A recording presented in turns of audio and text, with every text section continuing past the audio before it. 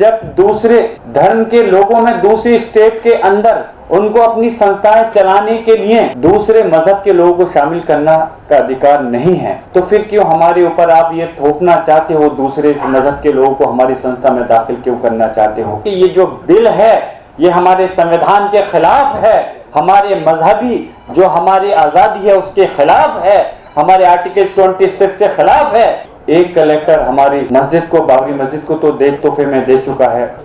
अब और कोई मस्जिद, मदारिस या फिर कोई हम अपनी खानका या कोई जगह हम अपनी इसकी वो कुर्बान नहीं कर सकते। वक्त की प्रॉपर्टी है, सरकार ने हमें भीख में नहीं दी है, ये हमारे सरपरस्त, हमारे जिम्मेदार लोगों ने हमारी कौम की फलाह बहबूद के लिए या फिर अल्लाह की राह के लिए इस चीज को दिया था। कब तक बर्दाश्त करते रहेंगे? कभी यूसीसी के बिल की बात करी जाती है, कभी एनआरसी की बात की जाती है, कभी मुस्लिम पर्सनल लॉ बोर्ड खत्म, कभी मदारिस है उनके ऊपर आंच आती है।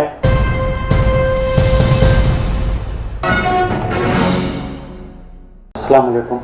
और आदाब। आज इस प्रोग्राम को, जलसे को मेरे दादा मोहतरम भट्ट साहब के साथी और अलीगढ़ मुस्लिम यूनिवर्सिटी के भी मेरे सीनियर जनाब मोहतरम अदीब साहब ने IMCR के ज़रिए से मुनाक़िद किया है, और यकीनन मुझसे पहले जो हमारे ज़िम्मेदार लोग हैं उन्होंने इस वक्फ अमेंडमेंट बिल पे बहुत अच्छी तरह से अपनी बात को रखा। मैं सिर्फ मुख्तसर मैं अपनी बात रखने की कोशिश करूँगा। मैंने ये बात कही थी कि जब प्रेस में मुझसे पूछा गया था कि अगर भारतीय जनता पार्टी NDA की सरकार, क्योंकि जब भी कभी वो कोई बिल लेकर के आती है और उसमें उसके बाद में जब उसको उस बिल के ऊपर जब मुखालफत होती है तो बहुत अच्छे अंदाज में इस बात को कहती है कि ये बिल हम उनकी हमदर्दी में लेके आए हैं। मैंने कहा था वाकई में अगर उनके दिल के अंदर ये कौम के लिए हमदर्दी थी, अगर वो सबका साथ सबका विकास का उनका नारा सच्चा था, अगर वो वाकई चाहते थे इस वक्फ बोर्ड के अंदर हम क्या तरमीम करें जिससे कि हमारे समाज के लोगों को फ़ायदा पहुंचे, तो वो हमारे कौम के ज़िम्मेदार लोग, मतलब मैं खुद नहीं, जो हमारे कौम के सरमाया, हमारे सरपरस्त, हमारे ज़िम्मेदार, चाहे मुस्लिम पर्सनल लॉ बोर्ड हो, चाहे अलग अलग मजलिस हो, कोई भी किसी उससे उनके लोगों को लेते और उसमें मशवरा करते कि इस बिल के अंदर हम क्या अमेंडमेंट करें जिससे कि आपके बोर्ड में और आपके लोगों को फ़ायदा पहुंचे। यकीनन उनकी नीयत साफ नहीं थी, जैसे कि अभी सारी बात रखी गई कि पूछना चाहते हैं कि जब दूसरे धर्म के लोगों में दूसरी स्टेट के अंदर उनको अपनी संस्थाएं चलाने के लिए दूसरे मजहब के लोगों को शामिल करना का अधिकार नहीं है, तो फिर क्यों हमारे ऊपर आप ये थोपना चाहते हो, दूसरे मजहब के लोगों को हमारी संस्था में दाखिल क्यों करना चाहते हो? क्यों जो कमिश्नर का सर्वे किया जाता था क्यों कलेक्टर के हाथ में देना चाहते हो? जैसे अभी हमारे रामपुर से माननीय सांसद और हमारे मस्जिद के इमाम साहब अभी फरमा रहे थे कि एक कलेक्टर हमारी मस्जिद को, बाबरी मस्जिद को तो देख तोहफे में दे चुका है, अब और कोई मस्जिद, मदारिस या फिर कोई हम अपनी खानका या कोई जगह हम अपनी इसकी वो कुर्बान नहीं कर सकते। यकीनन जो वक्त की प्रॉपर्टी है सरकार ने हमें भीख में नहीं दी है, ये हमारे सरपरस्त, हमारे जिम्मेदार लोगों ने हमारी कौम की फलाह बहबूद के लिए या फिर अल्लाह की राह के लिए इस चीज को दिया था, और गवर्नमेंट को इस चीज का ख्याल नहीं है कि वो हमारी जगह, जैसे कि हमारे संजय सिंह साहब कह चुके हैं पहली भी पार्लियामेंट के अंदर, हमारे मोहतरम, कि सरकार हर चीज बेचना चाहती है और अपने जो उद्योगपति मित्र हैं उनको जमीन को देना चाहती है, और हकीकत है कि उसकी नजर हमारी प्रॉपर्टी पर है, जो कि सबसे बड़ी तादाद रेलवे के बाद में हमारी जमीन है, शायद 9 लाख बीघा जमीन है, उस पर जो नजर रखी हुई है। इंशाअल्लाह ताला मेरी आप सबसे दरख्वास्त भी है कि आप सब लोग अगर एक हो करके इस मसले में, बस मेरी दरख्वास्त है कि सब एक होकर के अगर कोई मशवरा देंगे या कोई फैसला लेंगे तो चाहे हम मेंबर ऑफ पार्लियामेंट नहीं बल्कि कौम के खादिम की हैसियत से हम आप सब लोगों का साथ देने के लिए हर तरह से तैयार आपके साथ खड़े हैं। कब तक बर्दाश्त करते रहेंगे? कभी यूसीसी के बिल की बात करी जाती है,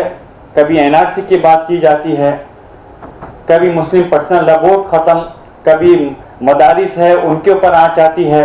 कभी वक्फ बोर्ड को खत्म करने की एक तरह से उसको बात आ जाती है। तो अब ये नाकाबिले बर्दाश्त है। जो जेपीसी बनी है उसमें यकीनन खुशी है कि बहुत मजबूत और जिम्मेदार ओहदेदारान उसके अंदर मेंबर ऑफ पार्लियामेंट हैं, और इंशाल्लाह मैं उम्मीद करता हूं कि वो जिस मजबूती के साथ अभी इमाम साहब अपनी बात कह रहे थे, पूरी कमेटी के अंदर विपक्ष के लोग पूरी ताकत के साथ कि सिर्फ इस बिल में अमेंडमेंट नहीं बल्कि ये मांग रखेंगे कि ये जो बिल है ये हमारे संविधान के खिलाफ है, हमारे मजहबी जो हमारी आज़ादी है उसके खिलाफ है, हमारे आर्टिकल 26 से खिलाफ है, और इस बिल में सिर्फ हमें अमेंडमेंट नहीं बल्कि हमारी सिर्फ एक शर्त है कि इस बिल को आपको हर हाल में वापस लेना पड़ेगा, उससे पहले हम लोग राजी नहीं होने के हैं। खैर, आज इस जलसे को बुला करके एक आपने अच्छी शुरुआत की है, और मैं देख रहा हूं कि शायद सरकार की नीयत इसमें भी साफ नहीं है। जल्दी जल्दी मीटिंग रखकर, जैसे अभी 22 में रखी है, अब आने वाली मीटिंग 30 तारीख में मेरे ख्याल से है, और वो इसको बहुत जल्दबाजी में जैसे बिल लेकर के आई है जल्दबाजी में इसको तय करना चाहती है। लेकिन ये ऐसा भी मुमकिन हो सकता है कि यकीनन जिन मजबूरियों के तहत सरकार ने भली जेपीसी बना दी, लेकिन हो सकता है सदन में जबरदस्ती कर करके, जो कि ये अपने हट धर्मियों में अपनी तानाशाही के अंदर अपनी मशहूर है, इस बिल को पास कराने का प्रयास कर सकती है। पहले तो हमारी इंशाल्लाह हम उम्मीद करते हैं कि जेपीसी के अंदर जितने जिम्मेदार और मजबूत लोग हैं, कि हमारी अल्लाह से दुआ है कि ये जेपीसी में ही इस मसले का हल हो जाए और ये बिल दोबारा से पार्लियामेंट के अंदर नहीं आ पाए। अल्लाह ना करे अगर ये बिल पार्लियामेंट में आएगा जिस तरह से, तो इंशाल्लाह पूरी मजबूती के साथ इसकी मुखालफत होगी, और खुदा न खास्ते अगर ये बिल मंजूर हो जाता है तो इंशाल्लाह इसकी लड़ाई हम सड़क पर लड़ने के लिए पूरी तरह से हम आपके साथ खड़े हैं, पूरी ताकत के साथ खड़े हैं। मैं अपनी बात को मुख्तसर करते हुए, जिस तरह से मेरे दादा मोहतरम शफीकुर रहमान बट साहब का इमाम साहब ने जिक्र किया, यकीनन उन्होंने पार्लियामेंट में चाहे वो एमएलए रहे या सांसद रहे, मुझे खुशी होती है और फख्र होता है कि मैं ऐसे दादा मोहतरम बट साहब के घराने से उनका पोता हूँ, ऐसा ताल्लुक रखता हूँ कि जिन्होंने अपने मजहब, अपनी कौम के लिए कभी भी दब करके बात नहीं करी, बल्कि बेखौफ होकर के पूरी आज़ादी के साथ में अपनी कौम की आवाज़ को सड़क से लेकर पार्लियामेंट हो या विधानसभा हो मजबूती से उठाने का काम किया है और रहनुमाई की है। इंशाल्लाह मेरी भी यही कोशिश है कि मैं उनके नक्शे कदम पर चलकर जो भी हो सकता है, मेरे जैसे संभल लोकसभा क्षेत्र के अवाम ने एक दादा मोहतरम की मेरी शक्ल में मुझे देखने की कोशिश की है कि मैं अपने वोटर के और उनकी लोगों की भी रहनुमाई कर सकूं, और अपनी कौम की, अपने मजहब की, सिर्फ संभल की नहीं बल्कि पूरे मुल्क की जो भी खदमत मुझसे अंजाम हो सकती है इंशाअल्लाह ताला बखूबी अंजाम देने की कोशिश करूंगा। बस मैं अपनी बात यहीं ख़त्म करते हुए, क्योंकि फिर मैं भी माजरत चाहता हूँ कि हमारे बहुत मुअज़्ज़िज़ लोग बैठे हैं, हमारे के रहमान साहब दादा मोहतरम बट साहब के साथ ही हैं, मेरे दादा ही हुए नसीमुद्दीन सिद्दीकी साहब भी हैं और सैयदा हमीदा साहिबा भी हैं, बहुत सारे लोग हैं, हमारे आज़म साहब हैं, और सबसे माजरत चाहते हुए आप सब लोग जो यहाँ तशरीफ़ लाए हैं, मुझे उम्मीद है कि इंशाअल्लाह ताला कि आप सबके दिल में सिर्फ एक ही चीज़ नियत से आए हैं, किसी के लिए कोई ज़ाती मफाद नहीं है, सिर्फ मकसद यही है कि जो आज हमारे बोर्ड के ऊपर, हमारी कौम के, हमारे मज़हब के ऊपर जो आज चाहिए। और हाँ, आखिरी बात ये कहते हुए, ऐसा नहीं है कि अभी हिंदुस्तान के अंदर से सेकुलरिज्म ख़त्म हो गया है, यकीनन हमारे मज़हब के ऊपर आँच है तो आज हमारे सारे मुसलमान लोग साथ हैं और होना चाहिए भी, लेकिन अल्लाह करम से हम कह सकते हैं कि हमारे लिए हमारे माननीय अखिलेश यादव जी, राहुल गांधी जी और हमारे संजय साहब जैसे लोगों की देख करके हमें इस बात की यकीन होता है कि अभी इस हिंदुस्तान के अंदर सेकुलरिज्म जिंदा है। खुदा हाफ़िज़।